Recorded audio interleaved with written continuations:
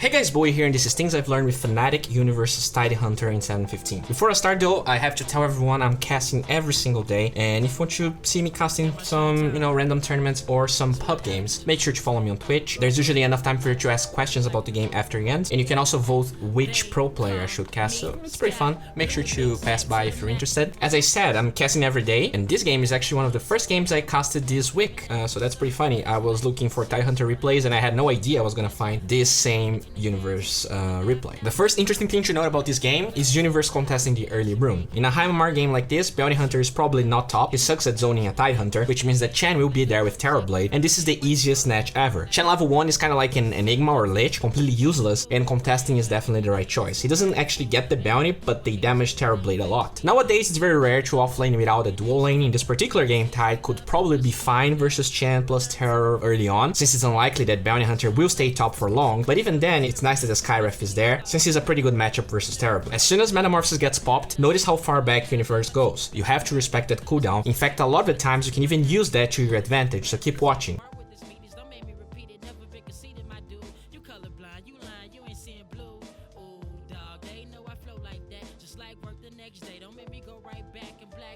Also, if you ever played against a safe lane Chen, it's very important to do what Skyref is doing right now. He blocks the large camp, making Chen's life harder and also giving them a timing window to go on Terrorblade, because he will not have Metamorphosis for longer. He's saving the skill point to get Gush and try to dive him, but the Skyref kinda overextends and he can't follow up. Another problem is that Chen gets pretty lucky and gets the Harpy creep that it's super strong. I feel like they had a shot, but with Bounty Hunter showing up, Sky dies, and that's it.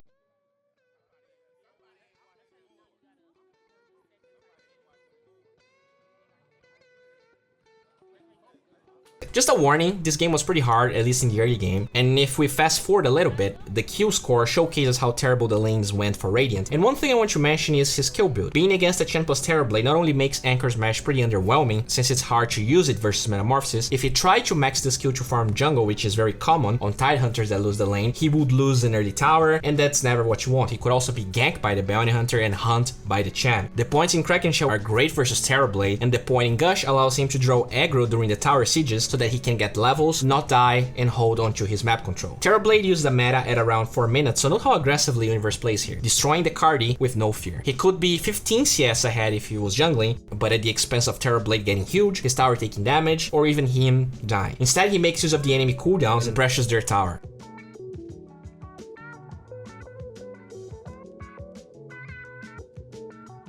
You can see that even with the lane being pretty pushed, Universe has no fear of engaging the Terrorblade. He has vision of stuff going on in his jungle, and without Ravage, it's a waste of his time to try and help his allies. What he can do effectively is pressure the enemy carry. Eventually Chen shows up, and pay attention how the second point in Kraken Shell just changes everything. It's a 100% increase in damage block from level 1 to 2, while Anchor Smash increases from 45 to 50. When you add the fact that Metamorphosis outranges the skill, it just makes it even better.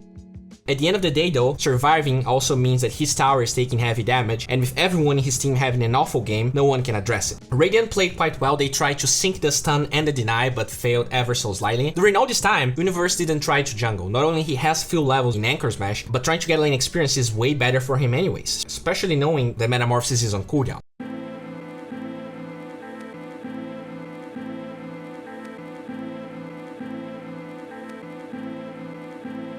He made sure to get a 10-minute bounty, and only after having level 3 Anchor, tries his hand on large camps since the lane is very far back. A lot of Tidehunters feel like Blink Dagger is the way to go always. That changed a little bit with more item choices being available, but this game is a clear showing on why early Blink Dagger is bad. Before his PL has Diffusal Blade or whatever item he needs, before his Tinker has Blink Dagger, and they are ready to fight, he has no follow-up, and thus initiating doesn't make much sense. On top of that, Zoo's magic damage is pretty hard to deal with, so he kinda risks just dying if he jumps in, so he ends up rushing an early Hood to maintain decent HP percentage at all times. He gets Arcanes, but finishes the pipe afterwards. Great item this game. If you keep on watching, Universe played this game pretty much just shoving top. He rarely jungled, and that allowed him to protect his tier 2 and get a bunch of levels. They end up fighting X here, and after that, since it's catapult time, he goes mid to try and shove the wave and achieve more tower damage. A lot of people forget this, but level 4 Shuriken deals 275 damage. Urn is also magic damage nowadays, so when Dire engages here, you can clearly see how the Hood was the right choice, allowing him to survive through some bad times.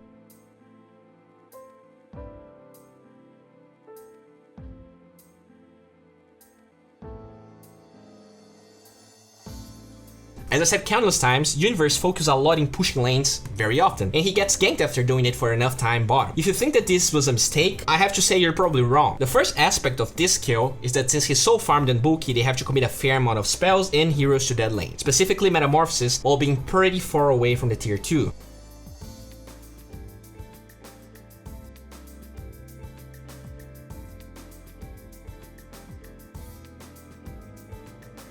On top of that, you add the fact that after this happens, Radiant knows where everyone is, ultimately giving them an axe kill, while at the same time completely nullifying the Metamorphosis since it's so early into the game and the respawn timers are low. If instead Universe was farming Ancients and addressed the lane push when it was close to his tower, not only he would die the same way, but he would take a lot of tower damage. Terrorblade doesn't scratch that tower, while they also find Bounty Hunter at the end. This Universe play was awesome actually. He knew Bounty Hunter was there and he expected to be tracked as he went down the stairs, so even before getting tracked and going down the stairs, he goes back and catches Bounty Hunter mid-animation, giving them an easy kill.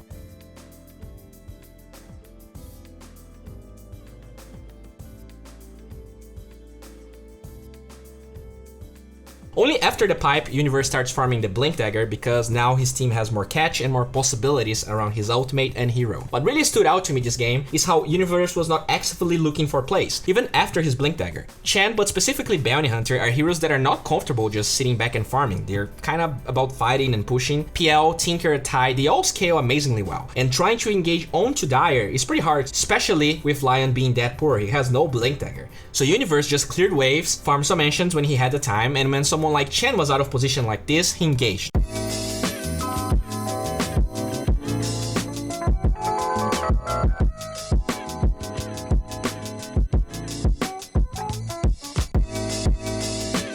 He waits until Dire makes their move, especially because Terrorblade has BKB, so know what happens. As PL chases the creeps, Terrorblade shows up, and even with the Axe initiation, Universe doesn't flinch.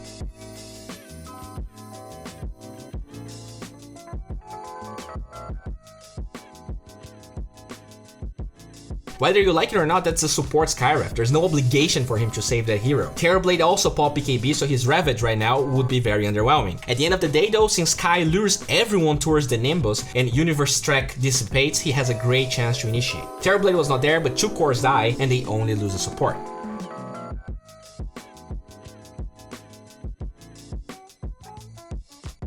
One thing to note is that Universe got the Anchor's Mesh talent at level 15. What a lot of people don't know about this kill is that while it's dispelled by any normal dispel, it can be reapplied even during magic immunity, meaning that Universe can jump the Terrorblade even with BKB, and as long as he procs that, Terrorblade's damage output gets severely limited. So that's huge, and I feel like a lot of Tidehunters don't actually utilize that properly. Another thing to pay attention to is the way Universe uses the Ravage most of the time. He sees Zeus by himself and tries to engage. Since he's from lining, Tinker can keep on sending damage, and while Chen sends the Zeus back, look what happens.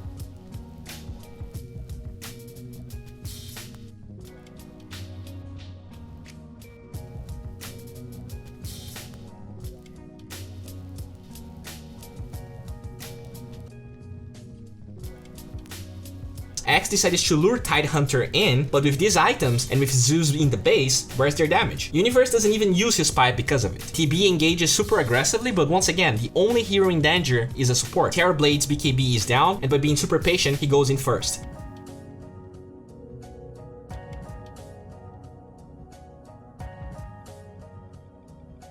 Doesn't Ravage actually, since the sandbag is a problem they don't have an answer for, but he keeps on going for the small fries. In a game like this, being super tanky and frontlining so that the Tinker can dish out damage is his role, and he does it pretty well.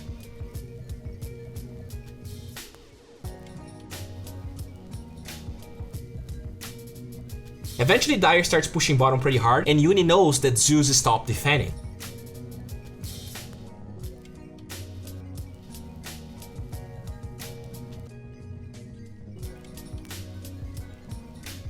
He TPs in the fog, and this time since Tinker is there with full mana, even if X is there, it would be impossible for him to find Tinker, and after Ravage is used, that's just an easy kill, even with the sandbag being there. With that, they pick more people off, and they end up getting Aegis.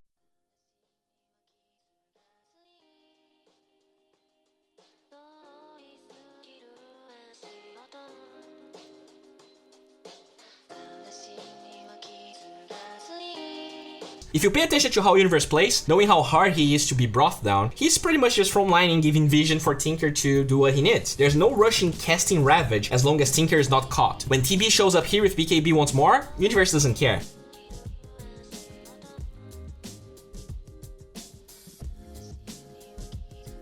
He just makes sure to get super close to him and apply the anchor smash I've talked about. With that done, Terrorblade is completely off the fight. He has like almost 0 damage. And well, now that he has 0 damage and he's retreating, all Universe has to do is chase him and Ravage securing the kill. Even without Ravage, Universe just keeps on protecting his course and acting as a mid shield that always anchor smashes everyone that tries to go for something like Tinker. At the end of the day, there's too much sustain on Radiant and they end up winning the game. Well guys, this wraps up for today. If you enjoyed this video, please make sure to give it a like. That's the only way for me to know if you care about it or not. This was your standard offlane Wednesday. I guess that's the name we can start using. If you want to know what's going on with my life, follow me on Twitter. If you want to see some crispy casts or me playing Dota, follow me on Twitch. If you want some spoilers of my life or what's the next video, Instagram is the way to go. And if you want to talk with people that care about your crispy boy and Dota, joining our Discord channel is a good idea. There's a lot of cool people there and we already have more than 500 crispy boys and girls. So yeah, thanks for watching guys. As of always, Pvgna is a huge platform. They have a pretty big library of videos. And if you subscribe and take your time watching the videos, I'm pretty sure you can do pretty well grinding MMR.